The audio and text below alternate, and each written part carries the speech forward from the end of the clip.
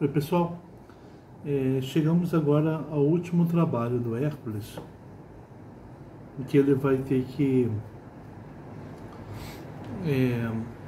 trazer à superfície o Cérbero, o cão de Hades.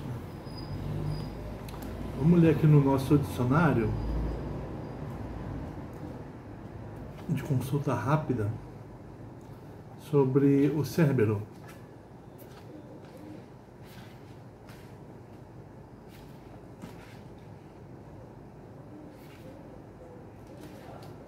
É o cão de 3 cabeças e cauda de serpente.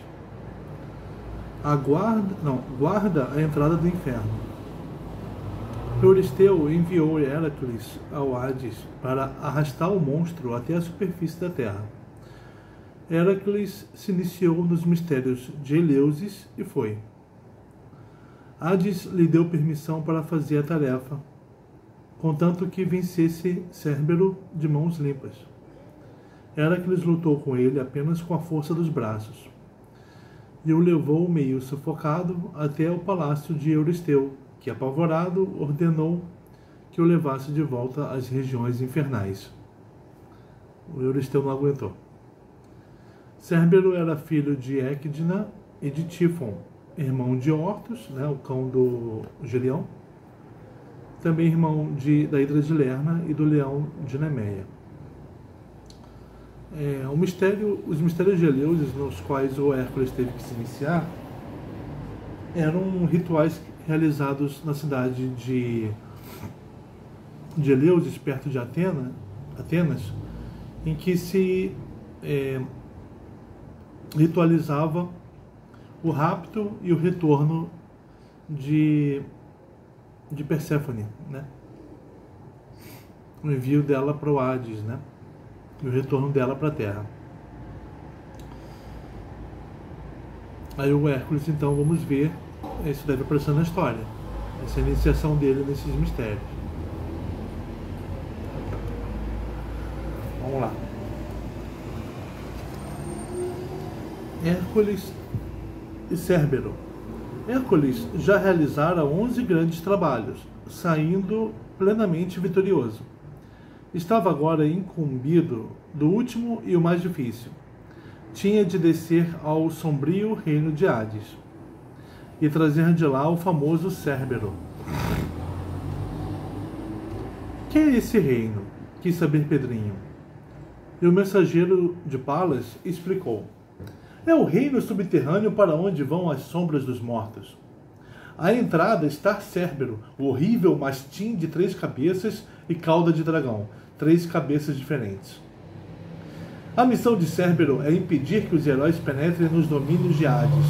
Só isso, porque os heróis se atrevem às maiores loucuras, até a se baterem com os deuses, como no caso de Heracles e Ares. Os deuses, pois, têm que tomar precauções. Emília quis saber pormenores do deus Hades. Minervino contou. É irmão de Zeus e Poseidon, de Hera e Deméter, filho do velhíssimo deus Cronos, que é o tempo. Na repartição do mundo coube-lhe o reino dos infernos subterrâneos, de onde só saiu uma vez para raptar Perséfone, filha de Deméter, com a qual se casou.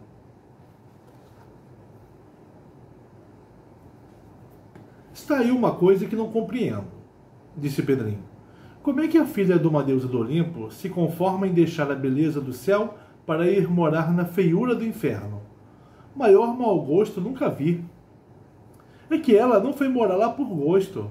Hades raptou-a. E foi o rapto mais célebre do mundo. Conte. Aquilo não passou de uma conspiração. Condoído da sorte de seu irmão Hades, Zeus consentiu nesse rapto. Que linda era Perséfone! Estava um dia brincando na praia com as filhas do oceano, a colher flores num prado vizinho, rosas, belas violetas, gladiolos. Súbito, deu com um jacinto maravilhoso de brilho e aroma. Não parecia um jacinto comum. E aposto que não era. Sim, não era. Aquilo fazia parte da conspiração. A maravilhosa flor brotara justamente para atrair Perséfone ao ponto onde ia abrir-se o solo e da fenda ia romper Hades em seu carro de corcéis infernais. Agarrada pela cintura, a pobre Perséfone foi levada aos gritos para dentro da terra. E Deméter, sua mãe, não fez coisa nenhuma lá no Olimpo? Sim, fez um barulho medonho, até que afinal conseguiu um entendimento. Perséfone passaria metade do ano com ela no Olimpo e a outra metade no inferno com Hades. Pedrinho tentou imaginar como seria o palácio de Hades. Não conseguindo formar ideia, consultou Minervino. Ah, um palácio severíssimo, de colunas de prata, rodeado de altas rochas. À sua frente espraia-se a lagoa Estígia, de águas paradas. Como lá não existem ventos, nunca as agitam a menor ondulação. Nela despejam vários rios que descem como torrentes da superfície da terra. Para chegar ao palácio é preciso atravessar a lagoa. Só existe uma barca, a do velho Caronte. Mediante o pagamento de um óbolo, o sinistro barqueiro transporta a sombra dos mortos. Eu sei, berrou Emília. Daí vem o costume grego de enterrar os mortos com uma moedinha no peito. É para pagamento a Caronte. Já vimos isso em nossa primeira viagem a esta Grécia. Sim, todos têm que pagar o seu transporte. No reino de Hades há várias zonas. Para as mais sombrias, lá nos abismos do Tártaro, vão as sombras dos inimigos dos deuses. As sombras dos amigos dos deuses ficam nas zonas mais agradáveis, onde, em vez de trevas, há penumbras. São os Campos Elíseos. E como é a corte desse deus Hades? Na entrada fica o temível Cérbero de 3 cabeças, filho do titã Tífon e da ninfa Equidama, ninfa imortal e perpetuamente livre do envelhecimento. Cérbero deixa entrar as sombras, mas não permite que nenhuma saia.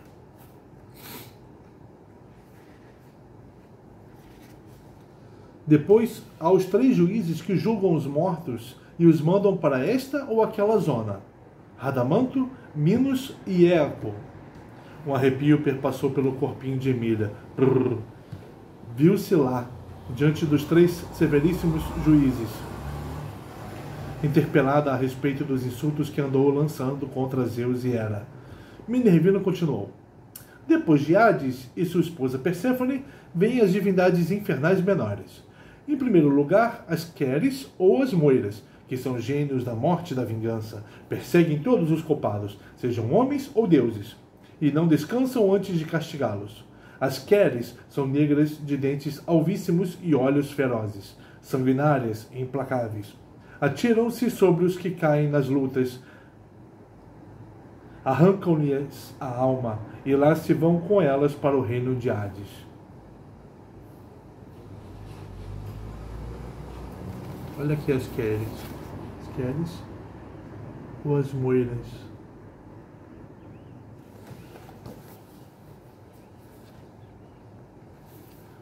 Então andam pela terra?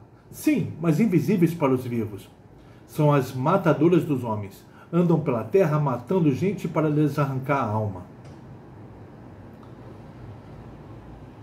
Aqui o Minervino falando, ó. Aqui, ó.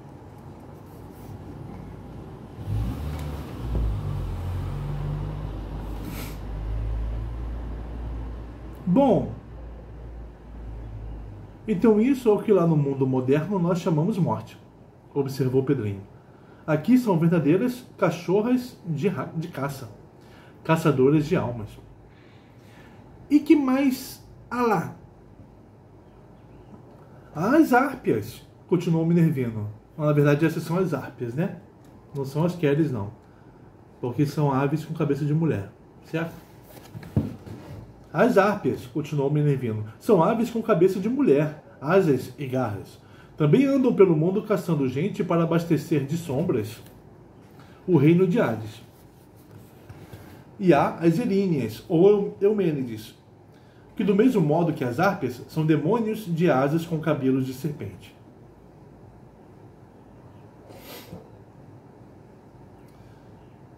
Também caçam almas. Voam às vezes com um achote em punho, outras vezes com um látego. A voz delas é como a dos touros enrouquecidos. Por onde passam, as plantas morrem, vítimas do seu hálito pestilento. As eríneas caçam as almas dos culpados e, sobretudo, as dos maus filhos. Lembra da história do Orestes, né? A quem elas caçaram. A história de um mau filho. Ou um bom filho, né? Que também defendeu o pai. E Minervino ainda contou muita coisa do reino de Hades, deixando-os arrepiados e com muito pouco desejo de acompanhar Hércules em sua aventura. O grande herói estava imerso em profunda meditação. Aquele trabalho nada tinha de semelhante aos anteriores. Obrigava-o a preparar-se. Cumpria-lhe, antes de mais nada, iniciar-se nos mistérios de Eleusis, a fim de conquistar a boa vontade de Deméter, mãe da rainha dos infernos. Temos que ir a Eleusis, disse ele. E para lá partiu o bandinho, do mesmo modo que havia partido para tantos outros lugares. Hércules à frente, abrindo a marcha. Depois Pedrinho montado em meio a meio. Depois o pobre Lúcio com o Piquá e Emília montada de banda, com as Amazonas de saia comprida. Como as Amazonas de saia comprida. Os presentes ganhos das Hespérides e mais coisas tinham ficado no acampamento, debaixo da grande pedra. Chegados a Eleusis, surgiu uma complicação. Nos famosos mistérios de Deméter não podiam iniciar-se os de fora, e Hércules era ali um estrangeiro. O meio foi fazer-se adotar por filho um seu amigo residente lá. Hércules tinha que ser adotado pelo filho. Depois, outra complicação. Hércules estava manchado pelo crime da matança dos centauros. Teve de submeter-se a uma purificação. Só depois disso pôde iniciar-se nos mistérios de Eleusis e conquistar as boas graças de Deméter. E agora? Por que porta penetrar no reino de Hades? Já passou, né? Essa iniciação.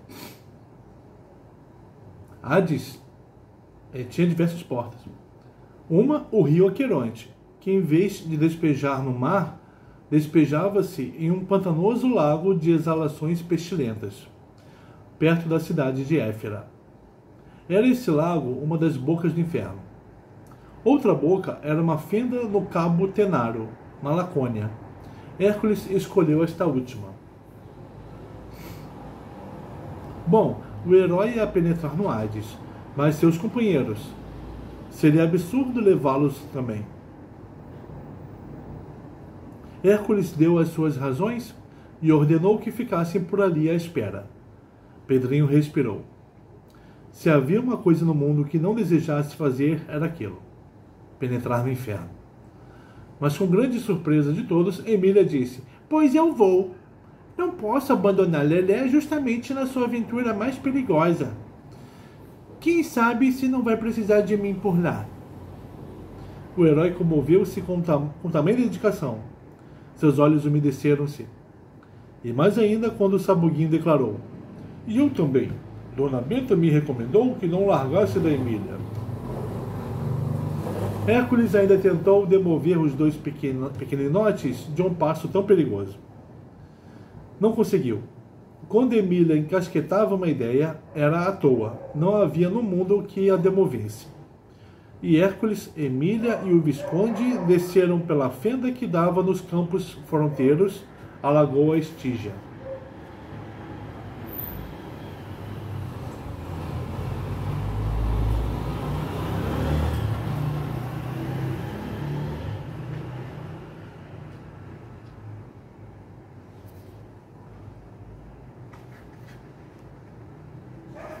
Olha a imagem do Hércules diante do cão.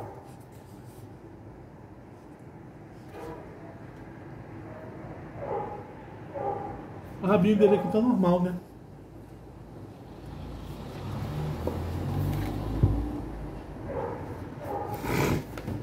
No inferno. A primeira coisa que Emília e o Visconde viram ao pisarem naquele plano foi uma grande quantidade de sombras de mortos. Sombra não tem medo de sombra, mas foge de quem não o é. E todas fugiram ao darem com o herói e mais as duas criaturinhas vivas. Fugiram. Desapareceram ao longe. Só duas ficaram. A sombra de Meleagro e a da Medusa, degolada por Perseu. Meleagro era amigo, pois fora um dos companheiros de Hércules na expedição dos Argonautas. Mas a Medusa era a Medusa, e Hércules armou o dardo para combatê-la. Uma voz o advertiu. Não vês que é uma sombra, Heracles? Voz de Minervino. Sem que eles vissem, o mensageiro de Palas também descera ao Hades. Hércules baixou a arma, desapontado. Depois seguiu rumo à barca de Caronte. Tinham de atravessar a lagoa Estígia. Surgiu uma complicação. O velho Caronte só transportava sombras, não vivos. Recusou-se a recebê-los em sua barca. Mas nós trazemos os óbulos, xereteou Emília.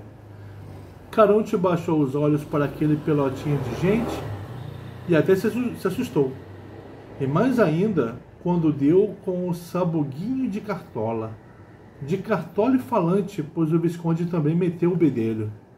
Sou o escudeiro deste grande herói e aconselho ao velho Caronte a não nos atrapalhar.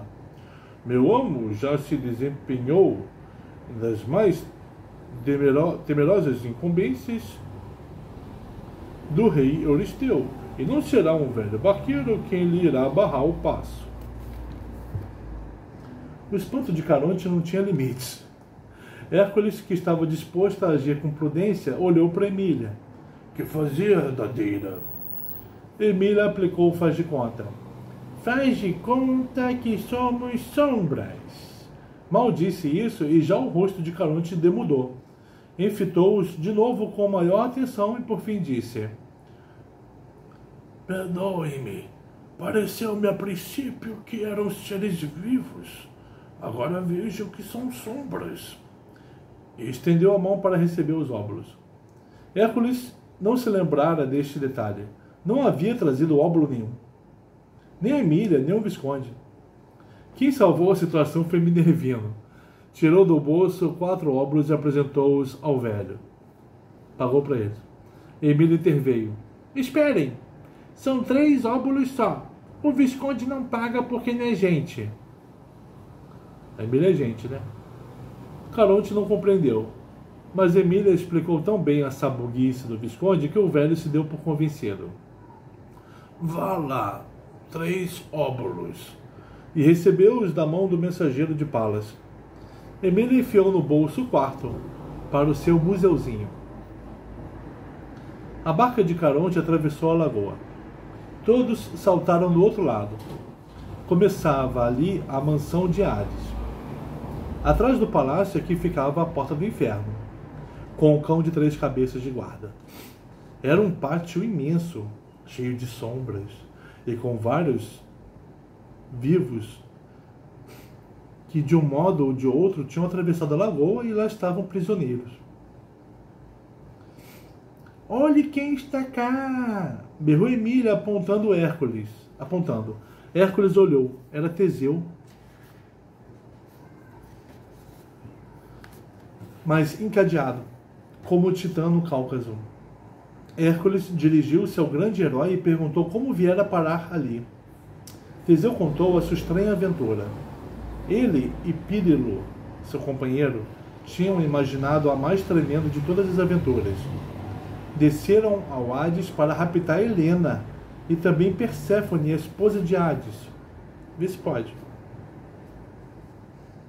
Emília estremeceu ao ouvir tal confissão. Que loucura! Vá que Pírilo pensasse em raptar Helena. Mas o atrevimento de Teseu com sua ideia de raptar a própria esposa do deus dos infernos era dessas coisas para as quais a ex-boneca só tinha em seu vocabulário uma palavra: batata. Pois cá viemos, disse Teseu. Enganamos Caronte, atravessamos a Estígia, chegamos a entrar no palácio de Hades, o qual nos recebeu muito bem, mas só na aparência. Mandou-me sentar em certo assento. Sem desconfiar de coisa nenhuma, sentei-me.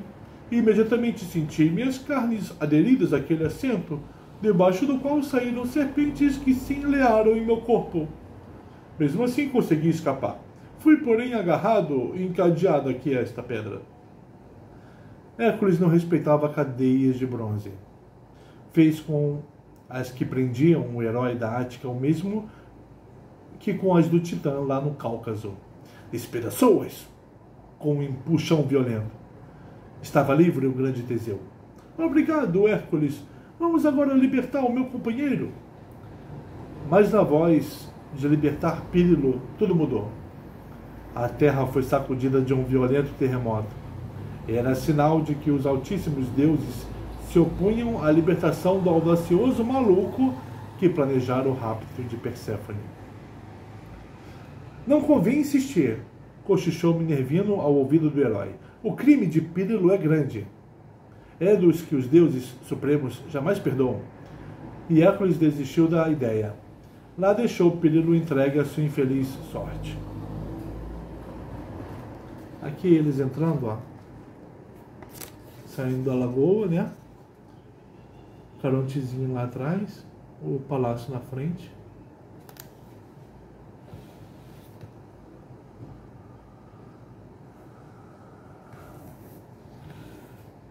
Hércules, coitado, tinha um grande coração. Os horrores que por ali viu confrangeram-no. Entre outras coisas, sombras de defuntos que estavam esperando a vez de transpor as portas e se estorciam nos horrores da sede. Tanta água ali perto e sombras morrendo de sede. Por que não bebem a água da lagoa? Indagou Emília, e Minervino respondeu que eram ainda mais salgadas que as do mar. Hércules, compadecido, teve uma lembrança feliz. Degolou um dos bois do rebanho de Hades que pastava por ali e deu sangue às sombras sequiosas. Aquele rebanho, porém, era guardado pelo pastor Menetes, o qual acudiu em defesa do boi capturado, com palavras de desafio ao herói. Hércules agarrou-o pela cintura e amassou-o, quebrando-lhe várias costelas. Caralho. Nesse momento, um grito. Era Perséfone. Tinha presenciado a cena e correra a salvar o pastor. Pediu a Hércules que o largasse. Hércules atendeu. Deusa, disse ele, não vim para brigar, senão para conferenciar com o vosso divino esposo. Acompanhe-me, respondeu Perséfone, e introduziu-o à presença do rei. Minervino, Emília e o Visconde seguiram atrás, como 3 sarnas. Hades estava no trono. Um deus sombrio, Soturno, cujo nome os gregos não gostavam de pronunciar. Todas as coisas a ele associadas eram temíveis e tétricas. Nada em seu reino que lembrasse as amenidades do Olimpo. Emília esfriou ao vê-lo. Teve medo. Foi uma das raras vezes em que realmente teve medo. Hércules adiantou-se e disse: Divindade, aqui estou por ordem de Euristeu, para levar vivo a Micenas o cão Cérbero. Hades sorriu. E que sorriso impressionante! Era o sorriso de um deus que conhece a sua quase onipotência. Perséfone, ao seu lado, majestosamente bela, tinha os olhos na figura titânica do famoso herói. Conhecia toda a sua história e em seus músculos sentia a força de Zeus, cujo sangue corria nas veias de Hércules. Depois daquele apavorante sorriso de Hades e de uma pausa de alguns segundos, a mais sinistra pausa que se possa imaginar, o Deus dos infernos disse: Cumpri a ordem do vosso rei. Levai Cérbero, mas não consinto que os ataqueis com arma nenhuma. Hades tinha a mais absoluta certeza de que corpo a corpo, sem o uso de arma nenhuma, Hércules ou qualquer outro herói jamais conseguiria apoderar-se do guardador da porta do inferno. E se ele deu licença para levar Cérbero, foi na convicção de que o herói acabaria nos dentes do monstro. O seu sorriso era o antegozo do fim trágico de uma criatura considerada invencível. Ide. Foi assim que deu por encerrada a audiência. Hércules fez uma saudação para retirar-se. Perséfone o deteve. Quem são essas figurinhas que o acompanham? Perguntou com os olhos em Emília e no Visconde. Hércules fez a apresentação de seu escudeiro e da sua dadeira. Dadeira? Repetiu Perséfone, que pela primeira vez ouvia semelhante palavra. Sim, respondeu Hércules respeitosamente. Emília me fornece ideias nos momentos graves. Sua inteligência me assombra. E a pedido da deusa contou 2 ou 3 passagens da criaturinha. Perséfone fez um ar apiedado. Hércules já esteve demente. Correu que sarara. Vejo agora que sua loucura das incuráveis. Foi o pensamento da deusa.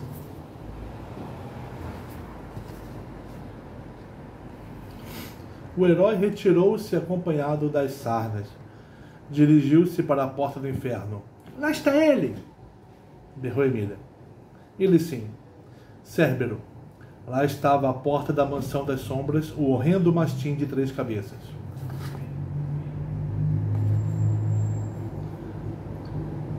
Bem certo o que diziam. 3 cabeças diferentes, corpos de mastim e cauda de dragão. Aqui, ó. Realmente, ó. 3 cabeças e a cauda de dragão. Tem uma seta, né? Cumprindo as exigências do deus, era que eles abandonou as armas que trazia, inclusive a pele do leão. Como a usasse feito escudo, lealmente considerava aquilo arma. Mas a dadeira interpôs-se. Isso não, Lelé. Hades falou em armas, não falou em pele. Mas essa pele tem sido meu escudo, já que é invulnerável. Isso sabemos nós e mais ninguém. E como ninguém sabe que essa pele é o melhor dos escudos, meu conselho é que não a ponha de lado. Hércules, indeciso, olhou para o Visconde e para o mensageiro de Palas. Ambos foram da mesma opinião. 3 votos contra 1. Hércules, que já havia largado a pele, revestiu-a novamente. E foi o que lhe valeu. Emília ficou de coração parado e fôlego suspenso quando o herói se dirigiu para Cérbero, com o mesmo passo firme com que se dirigira para o touro de Creta. Impavidez era ali. Coragem era ali. Ao vê-lo avançar, Cérbero piscou 3 vezes com os seus 6 olhos, porque nunca em vida sua acontecera semelhante coisa, um homem desarmado avançar contra ele. Mas a vacilação foi rápida. Seus olhos espirraram fogo, seus dentes se arreganharam, e Cérbero atirou-se contra o herói com o ímpeto dos mastins que se sabem invencíveis.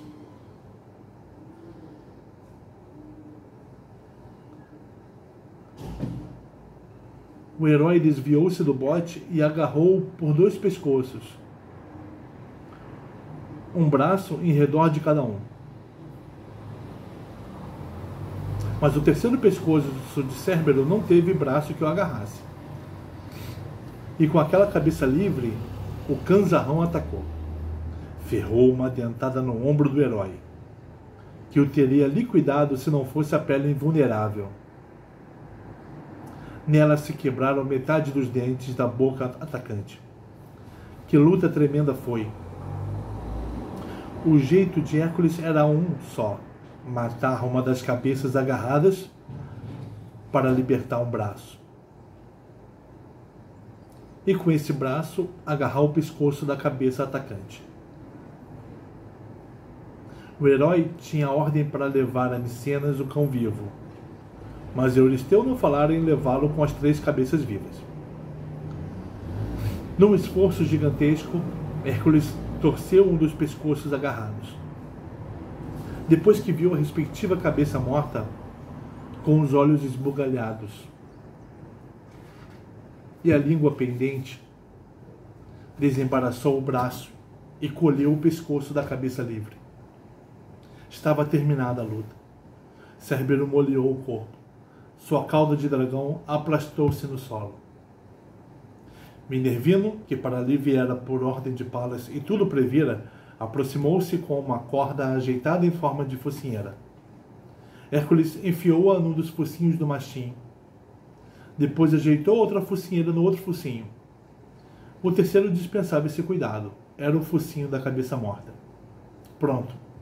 Só restava conduzir até Micenas aquele mulambo mais morto que vivo. E lá saiu Hércules com ele às costas.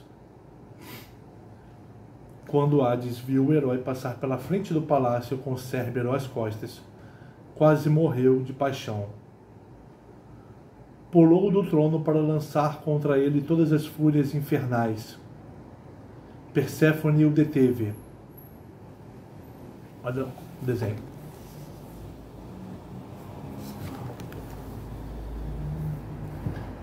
Palavra de Deus não volta atrás, disse a majestosa deusa.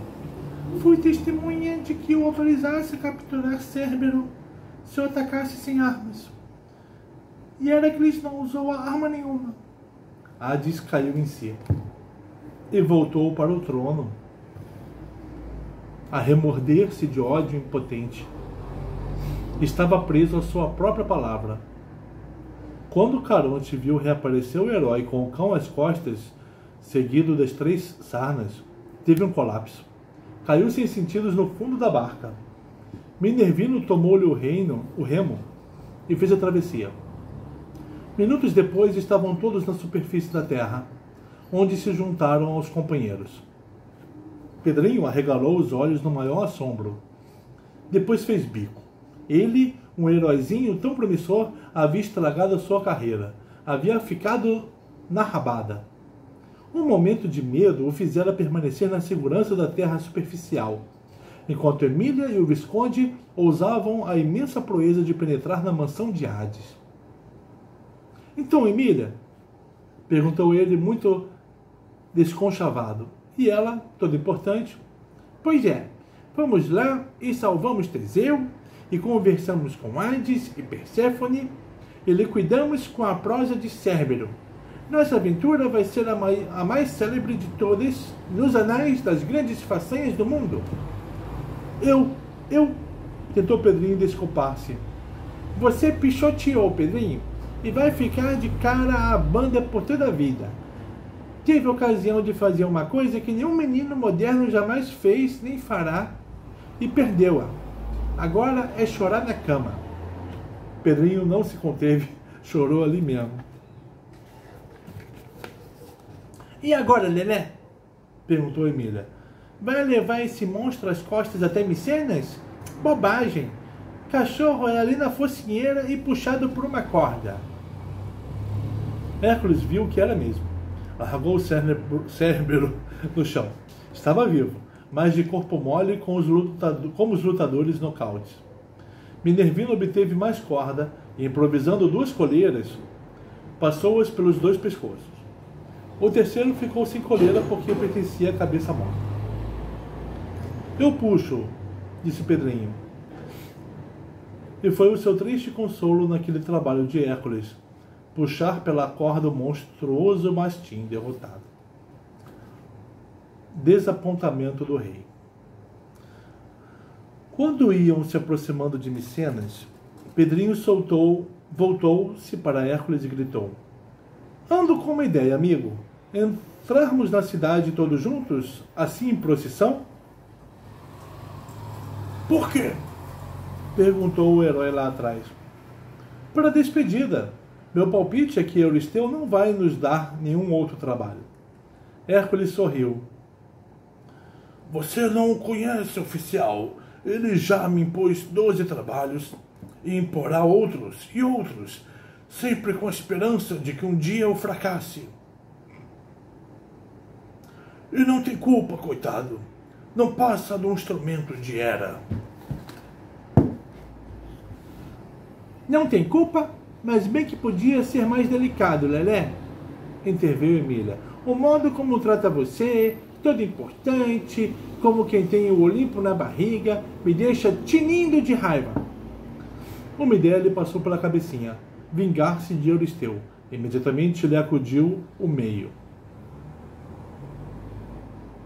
Uma coisa, Lelé.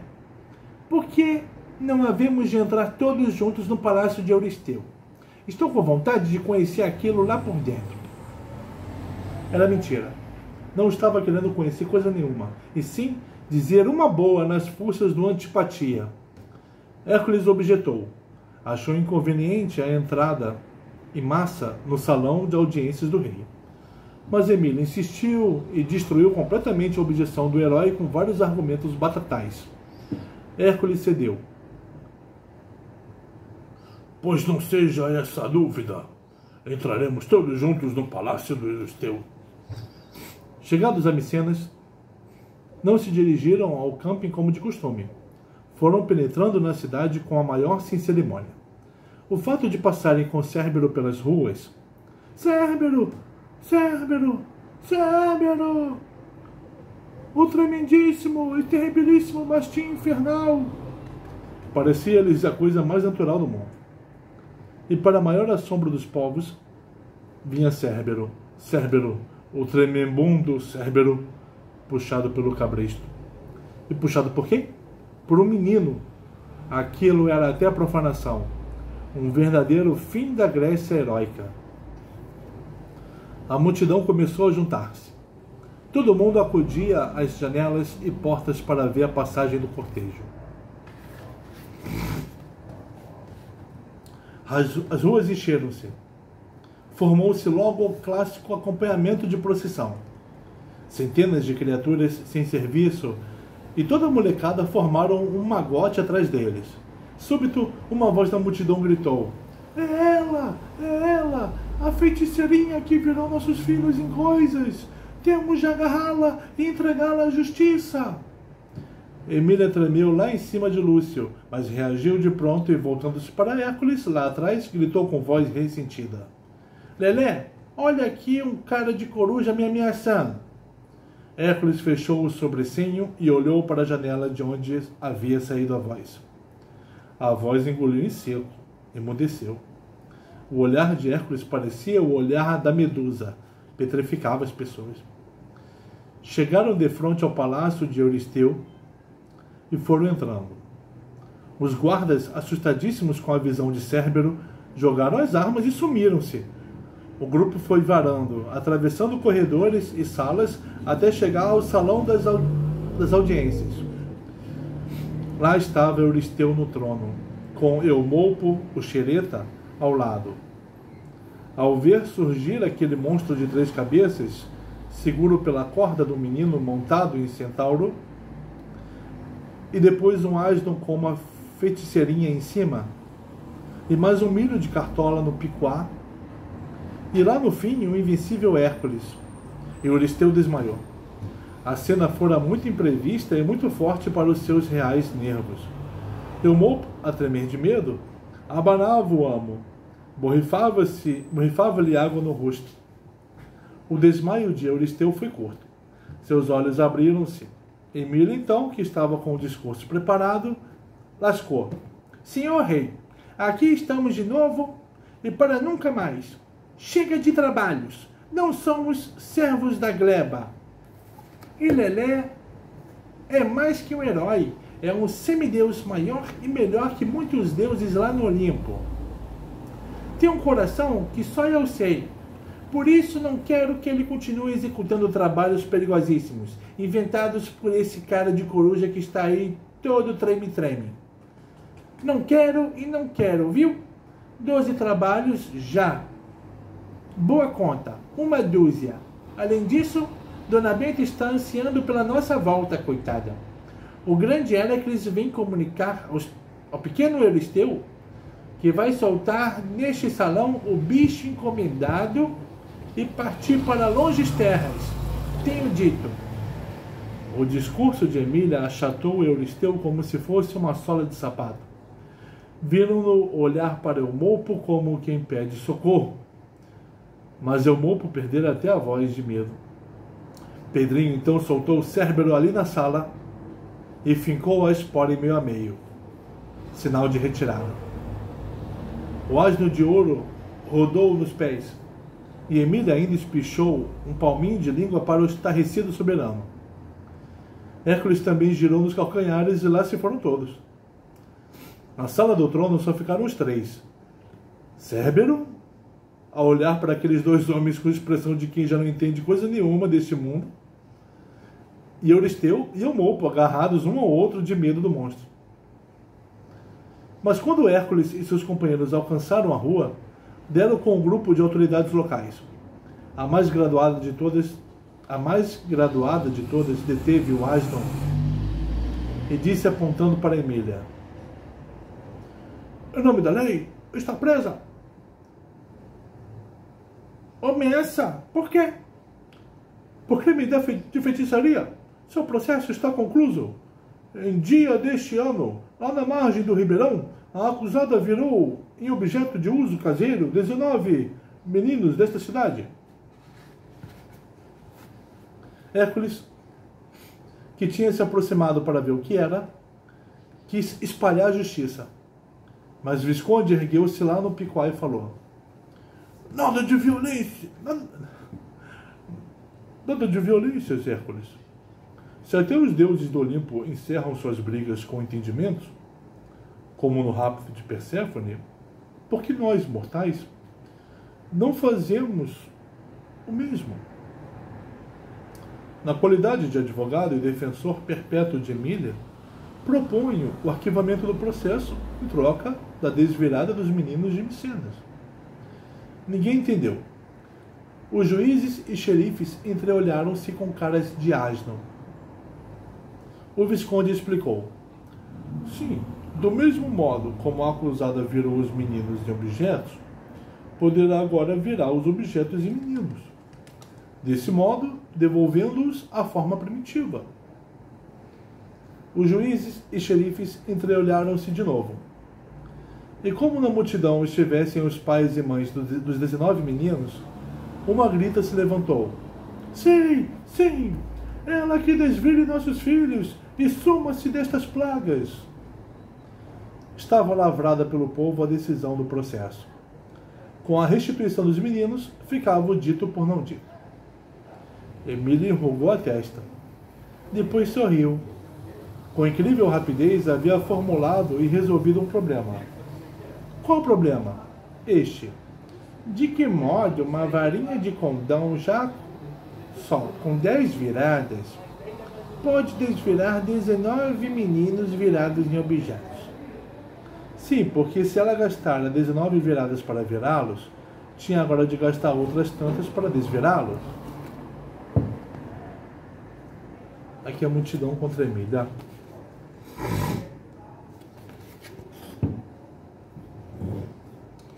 Este é o problema. Agora a solução. Enfileirar no chão os 19 objetos, um junto do outro como teclas de um teclado de piano. E depois, com a ponta da vara, dar uma escalada corrida, como fazem com a unha certos tocadores de piano. Desse modo, com o mesmo toque da vara, ela desviraria os 19 moleques. Gastaria, pois, só uma virada. A solução teórica do problema foi essa. Restava saber se a experiência a confirmaria. Tudo pensou e resolveu Emília em meio segundo. Seu pensamento era um relâmpago. Tomando então a palavra, disse: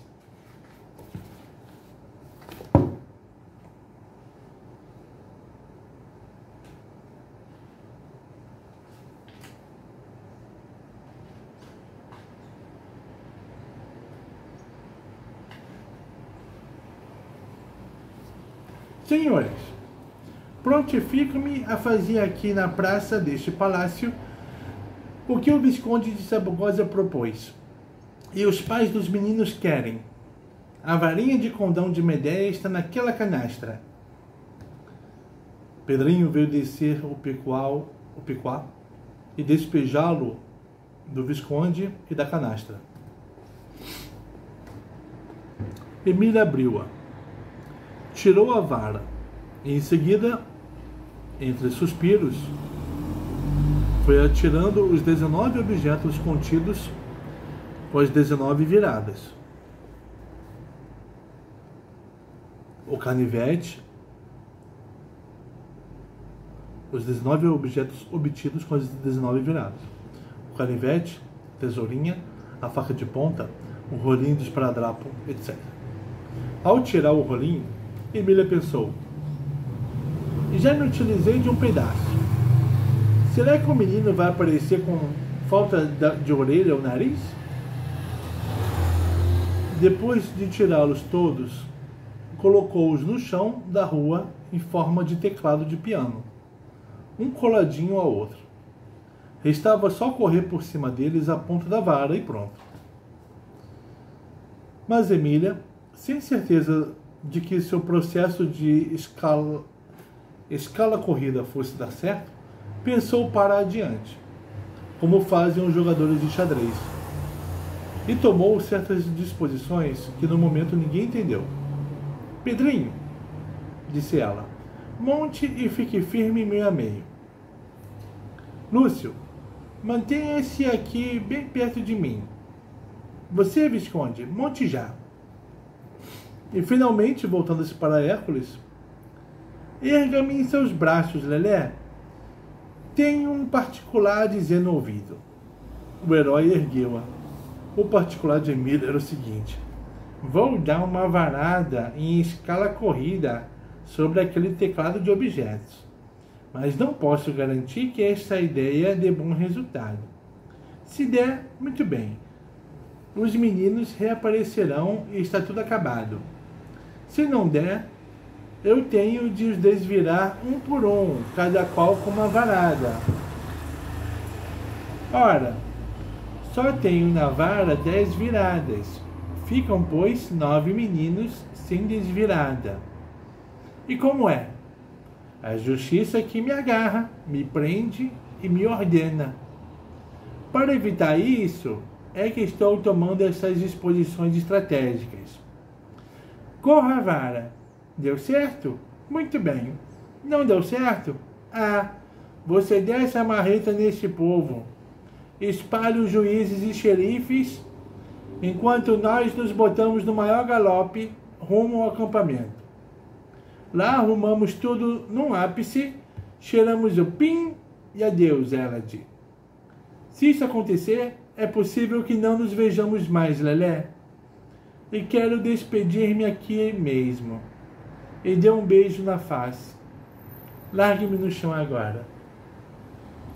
O herói, profundamente comovido, largou-a no chão. Emília voltou para onde estavam os objetos dispostos como teclado.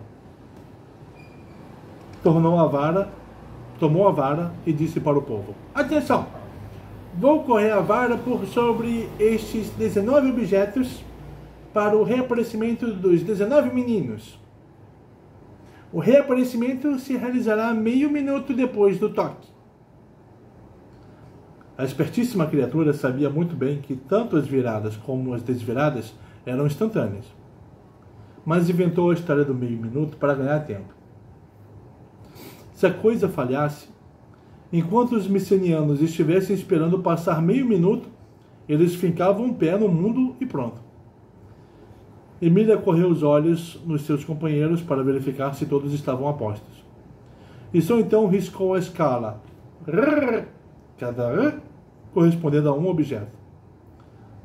Tudo correu exatinho conforme a teoria. Os 19 objetos viraram instantaneamente em 19 meninos.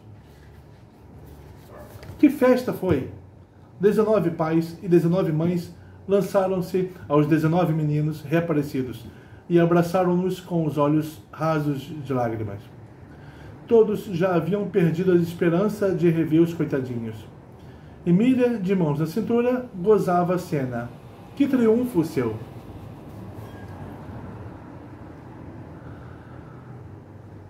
Desaisnamento de Lúcio. Tudo estava correndo muito bem. O povo de Micenas, que minutos antes só pensava no linchamento de Emília e seus companheiros, passou ao extremo oposto. Eram aplausos e mais aplausos, e festinhas e convites para uma coisa e outra. Mas Hércules e os pica-paus nada aceitaram. Só queriam uma coisa: a volta para o acampamento. Lá estavam o banho do ribeirão, o templo de Havia. Lá estavam a liberdade de movimentos e a ausência de corpos estranhos, como dizia o Visconde. Que é o povo, um aglomerado, o ajuntamento de corpos estranhos entre si. E Emília costumava dizer: povo, paz. De volta ao acampamento, e depois do jantar, que era o último que iam ter juntos ali na Grécia heróica, veio a Berlim do caso de Lúcio. Que fazer? Soltá-lo seria um desastre. Logo adiante o pegariam, e lá ficaria ele novamente escravo, talvez de algum mau amo, desses que não tem dó de meter o chicote nos pobres animais. Lúcio pensou nisso e implorou que o não soltassem. Queria que o levassem a uma festa de Ísis. Unicamente devorando as rosas que os sacerdotes costumam depor no altar da deusa, é que Lúcio poderia desasnar-se, voltando à sua forma humana. Quem é essa Ísis? Perguntou Emília. O mensageiro de Palas, que misteriosamente aparecia e desaparecia, respondeu: é a mesma Deméter em sua primitiva forma egípcia. No começo não havia Deméter, havia Ísis, uma deusa importada do Egito. Em certos lugares, há ainda hoje adoradores de Ísis, que a festejam justamente nesta época do ano. Bom, tinham de sair pelo mundo em procura de velhos adoradores de Ísis. Emília danou. Maçada! Nós com tanta urgência de voltar ao pica-pau amarelo e este estupor. Pedrinho interveio. Pare com os insultos, Emília. Que culpa tem Lúcio do que aconteceu? Largá-lo aqui será a maior das crueldades. Ele tem sido um ótimo companheiro, com grandes serviços prestados, sobretudo a você. Reconheço, disse Emília. Mas que é um estupor, isso é. Foi-nos útil, mas agora está atrapalhando. Lúcio quase chorou de sentimento. Suas orelhas murcharam com a maior humildade. Emília condoeu-se. Pois vamos em busca da tal Ísis. Eu, às vezes, digo certas coisas só por ímpeto. Não é de coração. As orelhas de Lúcio levantaram-se de novo. Depois do banho no ribeirão e do sono daquela noite, o mais sossegado que dormiram na Grécia, lá se foram no dia seguinte atrás dos adoradores de Ísis. De caminho, ia Hércules revelando tudo o que lhe tumultuava no coração. Confessou-se gratíssimo pelo que os pica-paus haviam feito. Chegou até a declarar que pelo menos 1/3 de seus triunfos cabia mais a eles do que a ele. Sim, porque se não fosse Emília, é bem possível que o javali do Erimanto me houvesse pegado. E no caso do boi de Creta, o verdadeiro herói foi Pedrinho.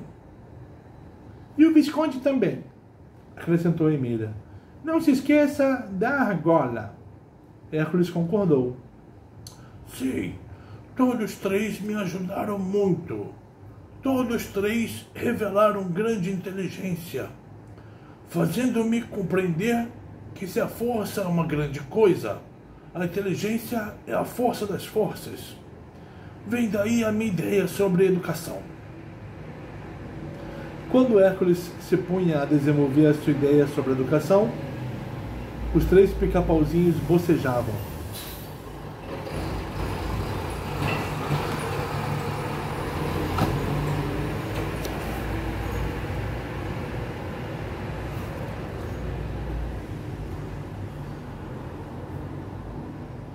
Tudo quanto ele dizia, certo de que eram ideias originais e pela primeira vez saídas de um cérebro, não passava de ideias emboloradas e até já aposentadas no mundo moderno. Emília fechou a discussão daquele ponto com um exemplo. Claro que é assim, Lelé. Pois não viu o Visconde? Nasceu sabugo, como todos os sabugos do mundo. Mas com a educação recebida de Dona Benta, virou o que é, um sábio de cartola. E assim, conversando sobre 100 coisas, chegaram a uma aldeia muito velha. Nas aldeias velhas, há sempre homens e mulheres muito velhos. Gente conservadora e apegada ao passado. Quem sabe se não existiam ali devotos de Ísis? Pedrinho foi perguntar ao ancião de longas barbas brancas que viu sentado a uma porta. Bom velho, diz ele, não haverá nesta aldeia devotos de uma antiquíssima deusa egípcia de nome Ísis? O ancião ergueu para ele os olhos embaciados e sorriu. Como não, menino? Há muitos devotos, e eu sou um velho sacerdote de Ísis. Pedrinho gritou para o bando lá atrás. Pronto, demos no centro do alvo. Há adoradores de Ísis aqui e até sacerdotes. Este bom velho é um...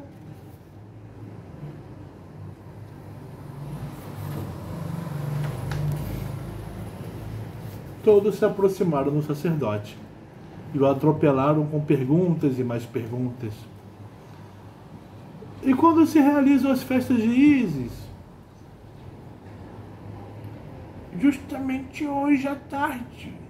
As rosas estão no ponto. Ísis era festejada com rosas, de modo que sua festa anual tinha de coincidir com o apogeu das rosas. E como havia rosas naquela aldeia? Lúcio pichava os olhos para os jardinzinhos e engolia em seco. Emília observou. Esta nossa última aventura até parece feita de xerife do meio para o fim. Tudo dá certinho, como se houvesse combinação. Passaram um dia ali na aldeia, rodeados daqueles pobres campônios de bocas abertas e olhos arregalados. Héracles entre eles. Um centaurinho. Um menino dos séculos futuros. Uma feiticeirinha de língua solta. Um asno de ouro. Um aranho de cartola. O assombro da pobre gente não tinha fim. Tão alegre estava Lúcio com a ideia de seu próximo desasnamento que volta e meia zurrava. Por que zurra, Lúcio, já que fala tão bem? Por despedida, respondeu ele. Zurro, para despedir-me desta pele que daqui a pouco vou abandonar. À tardinha começaram os preparativos para a festa de Ísis. Toda a gente colhia rosas e mais rosas. O velho sacerdote armou o altar. Hércules e o bandinho colocaram-se na primeira fila. Ia ter começo a cerimônia. O velho sacerdote saiu lá de uma sacristia e aproximou-se do altar com uma cesta de rosas nos braços, em atitude ofertória, como quem traz bandeja de café. É hora, Lúcio! Sussurrou Emília. Lúcio precipitou-se sobre as rosas com tamanho ímpeto que lá derrubou o velho e gulosamente devorou as rosas. Com cesta e tudo. Sobreveio o tumulto. Blasfêmia!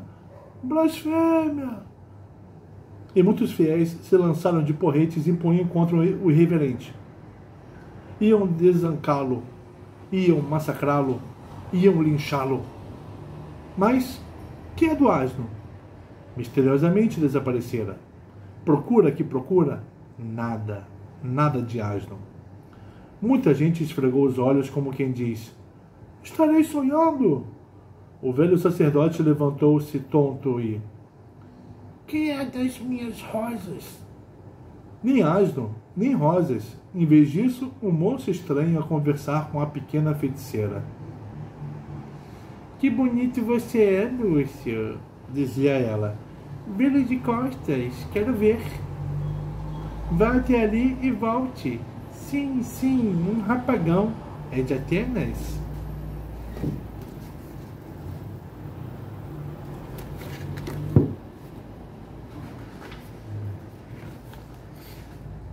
Não, sou de Corinto. Emília pôs as mãos na cintura e balançou a cabeça. Que mundo esse nosso? Quem há de dizer que um moço de Corinto, bonito e desempenado como este, já foi o meu burro de carga? Bom, Lúcio já não tinha mais nada a fazer ali. Sua ânsia de voltar para casa era enorme. Rever a família, os amigos, a noiva. Adeus, amigos, disse ele. Nunca me esquecerei das nossas aventuras, nem da bondade com que me trataram. Adeus, Heracles, o grande. Adeus, Pedrinho, pequeno herói moderno. Adeus, Centaurinho gentil. Adeus, Visconde, o mais sábio dos saburgos. Adeus, Emília, pequenina fada que, se ficasse aqui, revolucionaria esta Grécia inteira. Só não se despediu da canastrinha. Emília reclamou. Ela também é personagem, Lúcio. E ele, já longe. Adeus, canastrinha mais rica de preciosidades que todos os museus do mundo. Lúcio, muito lépido e radiante com a reconquista de sua forma antiga, ia pulando de contente. Dava 3 passos e um pulinho. 3 passos e um pulinho. Hércules sorria feliz. Pela primeira vez se sentia plenamente satisfeito. Mas um pensamento melancólico lhe enrugou a testa. Emília percebeu. Que repentina tristeza é essa, Lelé? Do peito do herói saiu um suspiro. Nossa associação está no fim, disse ele. Daqui a pouco vocês partem e fico mais sozinho do que nunca. Aqui nesta terra de monstros e deuses vingativos. Acostumei-me tanto com vocês que... E engasgou. Era comoção. Emília não disse nada, mas levou aos olhos o seu lencinho.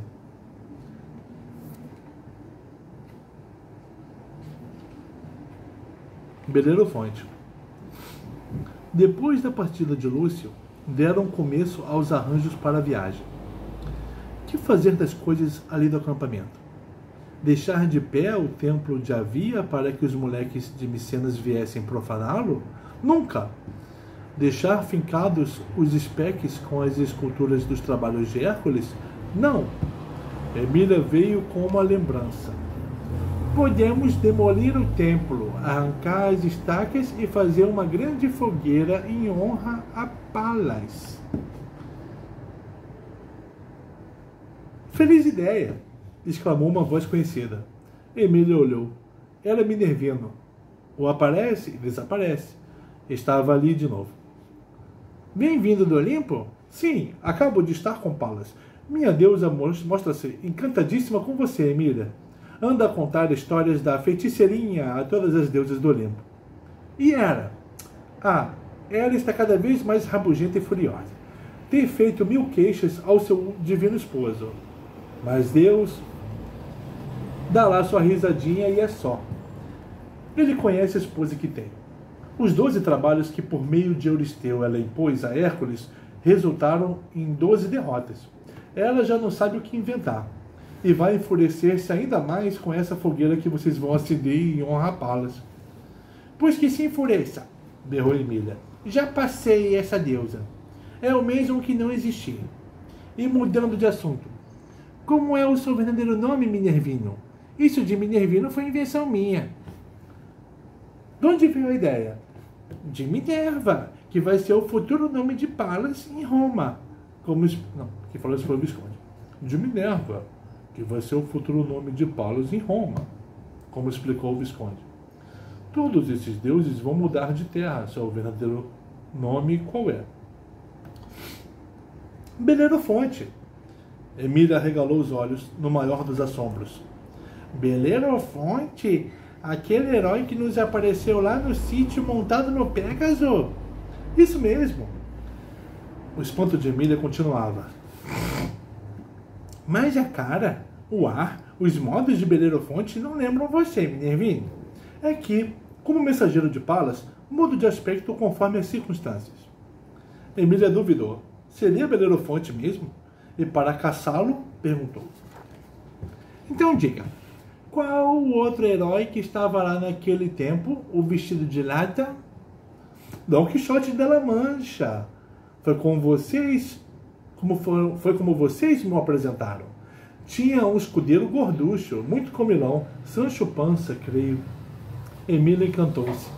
Não havia a menor dúvida, aquele minervino era o mesmo Belerofonte de outrora. O famoso herói grego que lá surgira montado num cavalo de asas. E onde anda Pégaso? Sabe que Pedrinho viu nascer do corpo degolado da Medusa? Degolado por Perseu? Sim, ele me contou tudo. Estavam ainda a rememorar passagens de Dom Quixote no sítio, quando um tropel lhes distraiu a atenção. Um cavaleiro vinha no galope. Quem será? Era um dos guardas do palácio de Euristeu. Chegou, pulou do cavalo e dirigiu-se para Hércules com uma cara muito aflita. Senhor herói, disse ele precipitadamente, vim pedir socorro. Está um horror no palácio. Sua Majestade Euristeu e o primeiro-ministro continuam estarrecidos diante da figura horrenda do Cérbero lá na sala do trono. Não podem sair de medo do monstro. E os guardas não se animam a entrar para socorrer o soberano. Vinha a galope implorar que volte e tire do palácio aquela abantesma.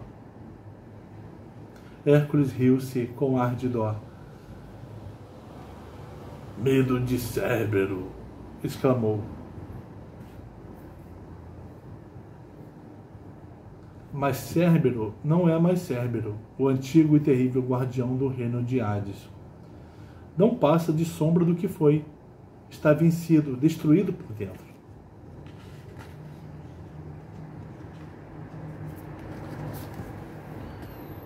Mas não se arreda de lá, senhor herói. E com os 4 olhos que lhe restam, olha para o rei de um modo que arrasa o nosso soberano. E como ninguém ousa tirá-lo de lá, vim voando pedir socorro. Hércules, sempre a sorrir, deu ordem a Pedrinho que fosse buscar Cérbero. Pedrinho saltou sobre o lombo de meio a meio, ficou o Visconde na garupa e lá partiu a galope para a cidade. Sem o Visconde ele não se arranjava. Chegado ao palácio, Pedrinho foi entrando. Na sala do trono, viu tudo como no começo. Euristeu encolhido no trono e Eumolpo a seu lado, pálido e trêmulo. O mastim de Hades olhava-os com os olhos sem expressão, e por isso mesmo terríveis para aqueles 2 poltrões. Pedrinho, que havia levado um rolo de corda, fez gesto ao Visconde para que atasse a corda a uma das colheiras de Cérbero. O sabuguinho suspirou, mas cumpriu a ordem. Atou a corda à coleira de Cérbero, sem que o monstro opusesse a menor resistência. Em seguida, Pedrinho puxou-o para fora. Lá na rua, cavalgou meio a meio e tocou para o acampamento. A multidão aglomerada nas ruas assistiu maravilhada àquela estranhíssima cena. Um menino, montado num centaurinho e com uma aranha de cartola na garupa, a puxar pelo cabresto o monstro mais impressionante para a imaginação dos helenos. Cérbero, Cérbero, Cérbero, o terrível guardião do reino dos mortos. E agora? Exclamou Emília quando os viu chegar ao acampamento. Que vamos fazer deste estupor? Tudo para Emília era estupor, né? Hércules achou melhor matá-lo e enterrá-lo por ali. Emília opôs-se. Não, estou com uma ideia. Levá-lo para o sítio de Dona Benta. E pôs-se a rir. Estava imaginando o susto de tia Anastácia. Ficou assentado isso. Levariam meio a meio e Cérbero. Muito bem. Agora a fogueira e o sacrifício a Palas. Pedrinho demoliu o templo de Havia e amontoou tudo. Pronta que foi a fogueira, o Visconde atafolhou capins bem secos e acendeu-a com o último fósforo da caixa de fósforos da canastrinha de Emília. Minutos depois, um lindo fogaréu lançava rumo ao Olimpo rolos negros de fumaça. Emília adiantou-se e, erguendo os olhos para o céu, disse com voz de sacerdotisa: Pela divina Palas, divina Palas, nós te agradecemos os benefícios e a ajuda constante com que nos honrasse em nossas aventuras.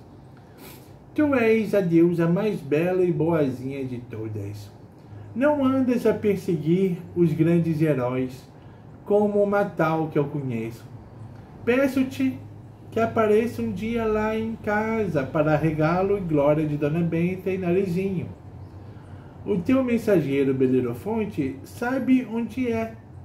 Já nos deu a honra de sua presença nos dias em que também lá esteve Dom Quixote. Está ali um bem precisado de tua gloriosa ajuda, grande Palas. É um herói, o contrário de Heracles. Em vez de dar, apanha sempre. Mas com sua ajuda, grande deusa, dará cabo até do mágico Freston, que tanto o persegue. Tenho dito. Todos aplaudiram o seu discursinho, e Belerofonte deu-lhe um beijo na testa, por conta de Palas. Despedidas. Tudo já estava pronto para a volta. Emília abriu mais uma vez a canastrinha para dar balanço na colheita. Não faltava nada. Fechou-a de novo com a chavinha que trazia pendente num cordel ao pescoço. Por mim podemos ir partir. A bagagem de Pedrinho era pequena, só as esculturas comemorativas. O Visconde nunca andou com bagagens, apenas trazia uma coisa consigo, a velha cartola. E lá estava com ela na cabeça, mais amarrotada do que nunca. O peso da pata do dragão das Hespérides tinha deixado que nem lata de monturo. Pedrinho mediu as pitadas do pó de pirlim-pim-pim e deu uma para cada um. Depois calculou-a de meio a meio e a forte dose a esfregar nos focinhos de Cérbero. Mas antes de aspirarem o pó, tinham de despedir-se do herói. Ah, como foram comoventes as despedidas! Hércules, disse Pedrinho, vamos partir, mas levamos no coração a imagem do nosso grande amigo e bondoso companheiro de tantas aventuras. Aprendemos a conhecer o maior coração que ainda existiu na Saélade, do herói que é a verdadeira justiça sob forma humana. E Pedrinho engasgou. Estava emocionado demais. Emília tomou a palavra. Lelé, se eu fosse dizer tudo quanto sinto, ficava aqui a falar durante 10 séculos. Você foi a primeira criatura que realmente me encheu as medidas. Conheci lá no sítio inúmeros heróis da fábula. Dom Quixote, Belerofonte, Peter Pan, o príncipe Condadade, Aladim, os anões de Branca de Neve. Nenhum se compara a você, Lelé, porque além da maior força, você tem o maior dos corações. Pedrinho engasgou no discurso e eu já estou começando a me engasgar. Você, Lelé. E não podendo conter as lágrimas, Emília rompeu em choro e atirou-se aos braços do herói. Hércules recebeu-a, também com os olhos rasos d'água. Ele, o grande herói nacional grego que jamais chorara, estava chorando. O Visconde passou a mão disfarçadamente pelos olhos e tomou a palavra. Hércules, disse ele, permita-me que eu também levante minha débil e fraca voz para uma saudação de despedida. Neste grande momento, eu queria ter a eloquência de Demóstenes ou Cícero para bem dizer tudo quanto me passa pela mente. mas a emoção embarga minha voz. Não posso continuar, como Pedrinho e Emília não o puderam. E o Visconde também engasgou. Belerofonte abriu a boca para falar, mas não saiu nada. Engasgadíssimo também. Houve uma longa pausa de silêncio, a pausa do engasgo geral. Quando serenaram, Hércules tomou a palavra e disse: Meus amigos, não sei falar. Não recebi a educação. E melhorou para Pedrinho. Que é o que transforma as criaturas. Minha educação foi só a física, como muito bem diz o meu escudeiro. Criaram-me ao ar livre, ensinaram-me a desenvolver unicamente os músculos e a agilidade. Quanto ao resto, fiquei como nasci, um terreno baldio, como diz Emília, onde o mato cresceu sem disciplina. Ela acha que uma criatura sem educação é como um terreno onde só há mato. A educação é que transforma esse terreno em canteiro de cultura, das artes e ciências úteis e belas. Muito aprendi com vocês. Minhas conversas com Emília, com o Visconde e Pedrinho foram verdadeiras lições de que jamais me esquecerei. Sempre convivi entre brutos, reis cruéis, deuses vingativos, heróis do meu molde, gente ineducada, como diz o Visconde. Fui encontrar produtos de educação em vocês. No meu oficial Pedrinho, vi um modelo de herói de um novo tipo. Apreciei muito as suas qualidades e, sobretudo, a sua prudência. Por que não desceu conosco aos infernos? Por prudência. E hoje eu percebo que a prudência deve ser uma das mais belas qualidades do que vocês chamam herói moderno. Pedrinho baixou os olhos. Hércules prosseguiu. Emília me elevou pela sua presença de espírito, pela vivacidade e prontidão da inteligência, pelo engenho de sair-se bem de todos os apuros. E que ideias felizes! A de cortar a ponta de uma das asas do abutre de Prometeu foi batata, como ela disse. Tão simples o expediente, e nem que eu pensasse 100 anos me ocorreria. Certas coisas da dadeira estão acima do meu entendimento.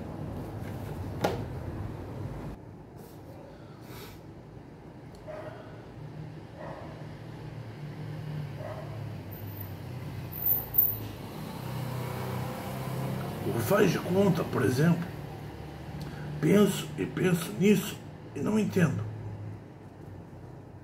Vi, senti, presenciei os maravilhosos efeitos desse recurso supremo. Mas confesso que não entendi. Emília explicou-me com a sua admirável clareza, mas não entendi. Emília riu-se para Pedrinho. Hércules continuou. E que direi do meu escudeirinho? Há nele uma alma generosíssima de herói sob as singelas exterioridades de um grande sábio. É o tipo do herói resignado. Como é modesto e humilde, não o vi gabar-se nem uma só vez.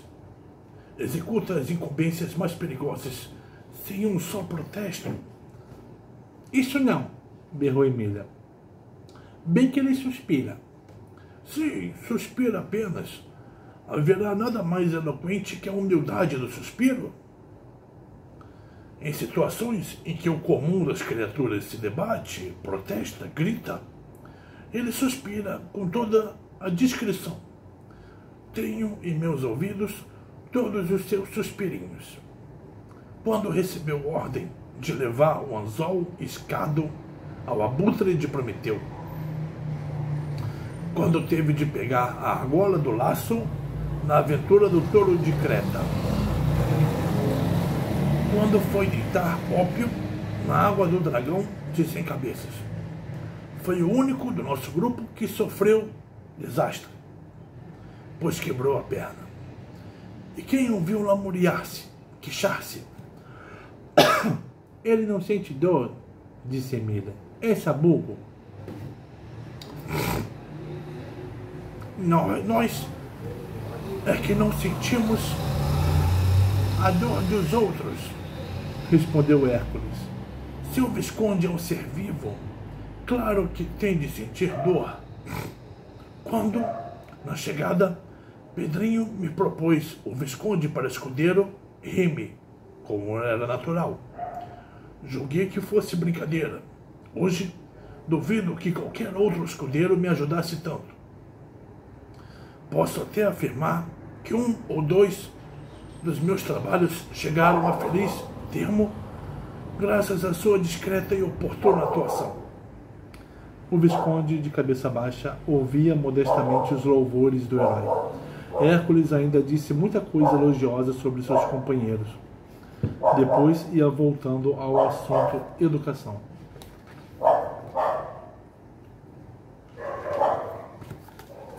Mas Emília interrompeu. Para aí, Lelé. Já conhecemos as suas ideias sobre o assunto. A educação é que faz as criaturas, não é isso? Já sabemos. Hércules parou. Pedrinho veio apertar-lhe a mão. O herói abraçou-o. Depois veio o Visconde com a mãozinha espichada. Hércules abraçou-o 2 vezes. Depois veio Emília com os 2 braços abertos. Atirou-se-lhe ao pescoço, abraçou-o e beijou-o furiosamente. Parecia um sabiá bicando laranja. Havia chegado a hora da partida. Pedrinho deu as últimas instruções. Depois mandou que o Visconde esfregasse o pirlim-pim-pim nos focinhos de Cérbero, que lá estava de cabeças pendidas, amarrado a um tronco. O Visconde suspirou discretamente e foi cumprir a ordem. Hércules riu-se, ponderando lá consigo. A prudência dos heróizinhos modernos. O Visconde esfregou o pó nos 2 focinhos de Cérbero, sem que o pobre cão desse por isso. Soou um fium grosso, como de bordão de viola, e Cérbero desapareceu. Agora nós, gritou Pedrinho. Adeus, Hércules, grande amigo. Adeus, Lelé, berrou Emília. Adeus, Zênite, da mitologia grega, saudou cientificamente o Visconde. Hércules respondeu numa só palavra dirigida a todos. Adeus. Pedrinho contou 1, 2 e 3. 4 fiums soaram ao mesmo tempo.